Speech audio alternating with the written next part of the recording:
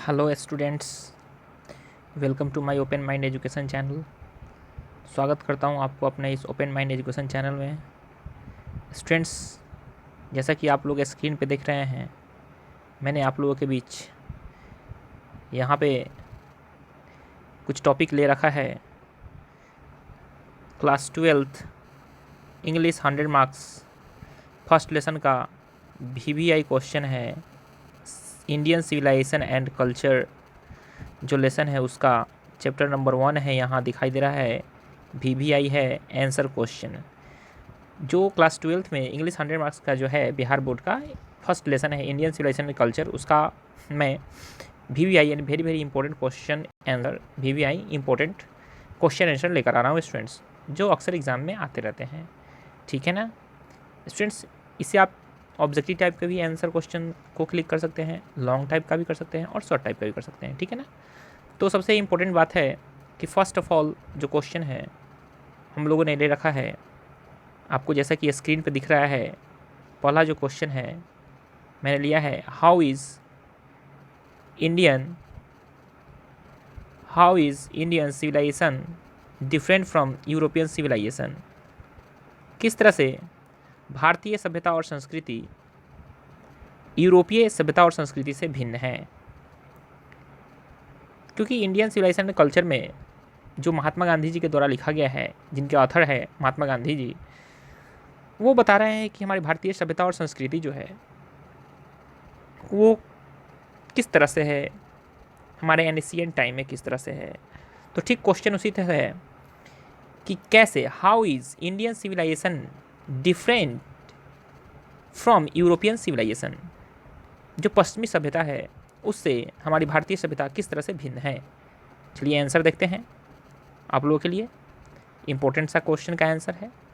तो देखिए, European civilization is guided by the writings of Greece and Rome, which no longer exist in their form glory. But Indian civilization is a steed. It follows the path that our forefather tested on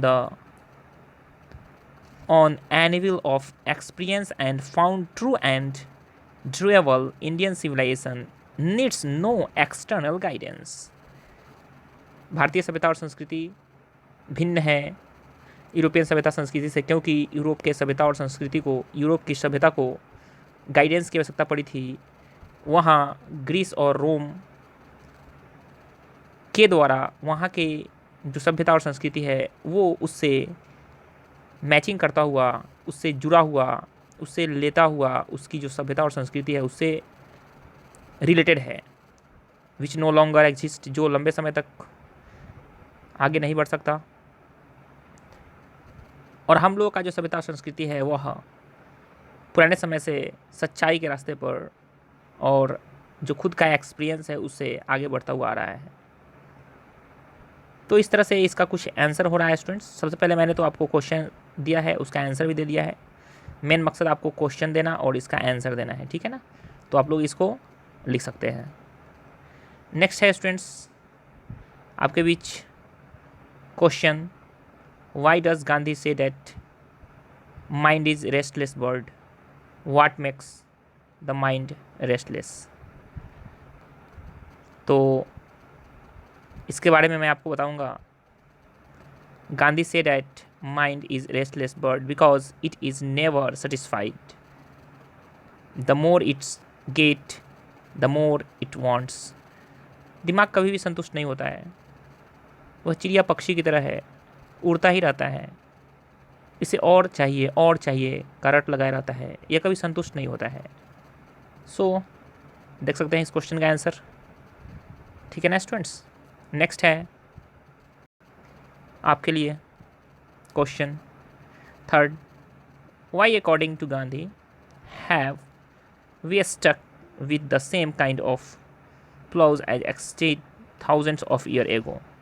exist कर रहा है कि हम लोग क्या है महात्मा गांधी के अनुसार, क्यों महात्मा गांधी जी के अनुसार क्यों we have stuck with the same kind of flaws as existed throw of years ago. देखिए हज़ारों साल से, हज़ारों वर्षों से हम लोग जो पहले से इस तरह की खेती करते आ रहे हैं, क्या वो महात्मा गांधी के जो विचार हैं, उनकी जो सोच है, वह क्यों है ऐसा कि हम लोग का जो सभ्यता है, हम लोग की जो एग्रीकल्चर है, तो इस तरह का उससे हम लोग जुड़े हुए हैं, स्टक हैं। देखिए इसका आंसर क्या होगा। According to Gandhi, we stuck to the flaws that exist thousands year ago because क्योंकि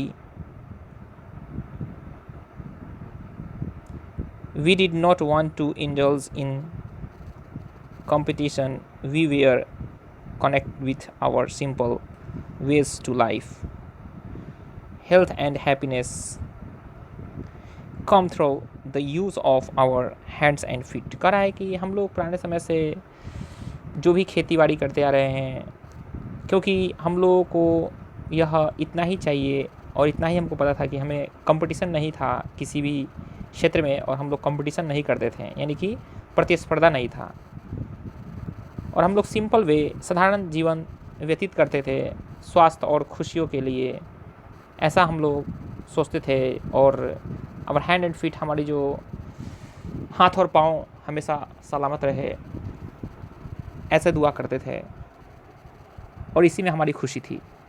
लेकिन आजकल ऐसा नहीं है। चौथा नंबर क्वेश्चन का आंसर देखते हैं। देखिए फोर्थ नंबर क्वेश्चन है, how did our ancestor enjoy time home rules, true home rules.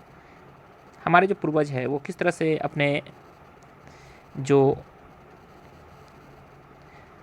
घर की जो भी रूल्स थे, जो भी वो वहाँ रह करके अपने किस तरह से इंजॉय किया करते थे, किस तरह से अपने जीवन को व्यतीत करते थे।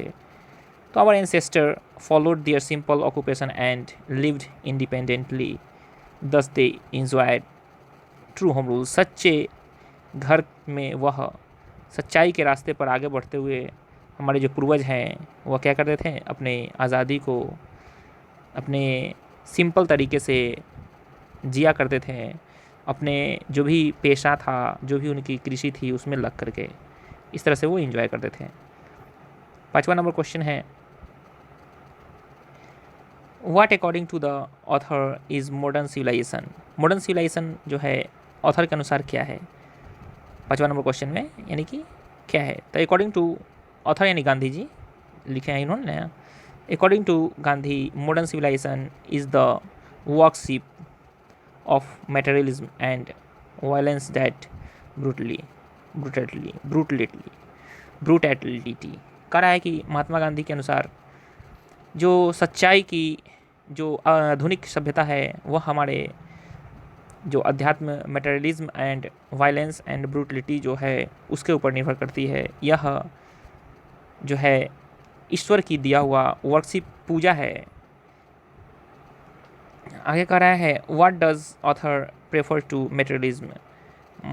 क्या प्रेफर करता है, तो author prefer spiritualism to materialism. आगे है लास्ट क्वेश्चन आपके बीच, देखते हैं इसका answer. What is civilization in the real sense. वास्तविक में क्या सिविलाइजेशन का सच्चा अर्थ है। In the real sense of the term civilization means deliberate voluntary restriction of wants. जो हमारी रियल सभ्यताएं हैं वो हमारे डिलीवरिटी, वॉलंटरी रेस्ट्रिक्शन और वांट्स जो ही है इसी के ऊपर हमारा निर्भर है। इस तरह से क्वेश्चन मैंने लाया आपके बीच, और इसको आप लोग देखें स्क्रीनशॉट ले करके, और इसको अच्छे से देख करके लाइक और सब्सक्राइब ज़रूर करेंगे, और कमेंट भी करेंगे ताकि और वीडियो अच्छा बना पाऊँ। Okay bye, thank you.